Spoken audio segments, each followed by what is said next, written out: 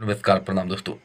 आइए बात करते हैं भोजपुरी के उन सुपर स्टार पवन सिंह की, जिन्होंने अपने पत्नी से तलाक लेने के लिए जो है कि कोर्ट में मामला दर्ज कराए। वहीं उनकी पत्नी ज्योति सिंह से। लेकिन इसी को लेकर जो है कि भोजपुरी इंडस्ट्री में एक ऐसा गंदा राजनीति शुरू हुआ कि फैमिली वालों को भी कोई नहीं छोड़ा। हाँ, आपको बता दें कि भोजपुरी इंडस्ट्री में अश्लील को बंद करने के लिए दो अश्लील कलाकार आ गए। हाँ, वो भी मऊगहिया जवान, जिन्होंने पवन सिंह को तो बदनाम किया ही, खेसारी लाल यादव को भी नहीं छोड़ा।